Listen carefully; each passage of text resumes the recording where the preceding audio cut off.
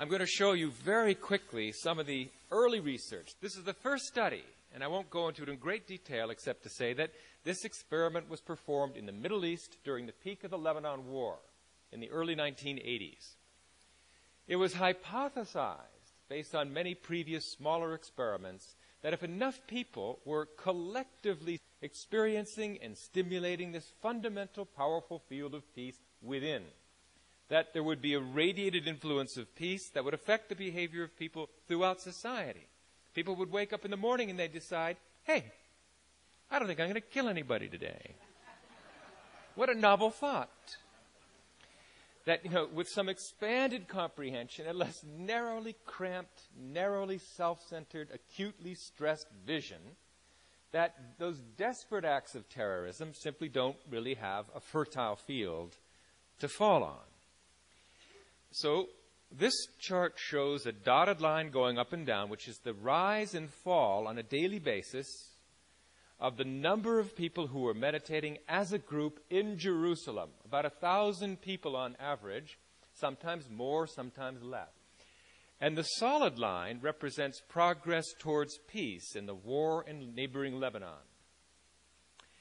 And even before the benefit of statistical analysis, you can almost see from the raw data that progress towards peace, measured by reduced war deaths, reduced war injuries, reduced number of bombs, that progress towards peace goes up and down almost in lockstep with the number of people who were meditating as a group, radiating this influence of inner peace to become outer peace.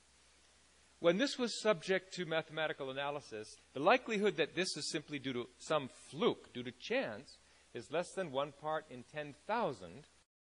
To be able to say something with this certainty that group meditation prevented war, that is a really remarkable finding.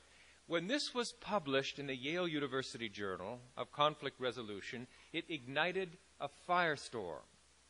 First of all, it took 2 years to publish the paper because the editors reviewed it and reviewed it and reviewed it, and they said in the end, this paper is unassailable.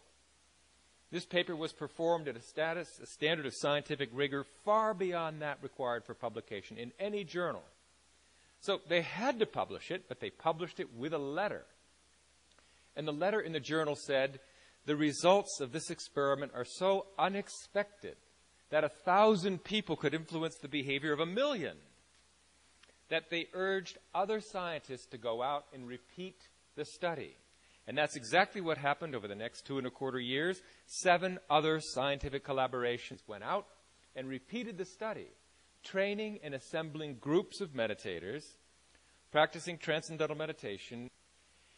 And in every one of these experiments during this 2.25-year period, there was a marked reduction in violence and war. 80% drop in war deaths and war-related injuries in comparison to all the other days during the 2.25 years where there were no meditating groups, when the situation grew slightly worse, as this chart shows, in comparison to 7 highly positive bars showing highly statistically significant progress towards peace in every single experiment.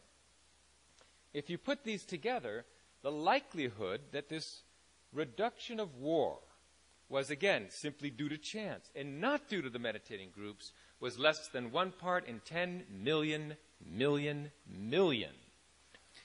There is far more evidence that group meditation can turn off war like a light switch than there is evidence that aspirin reduces headache pain, for example. It is a scientific fact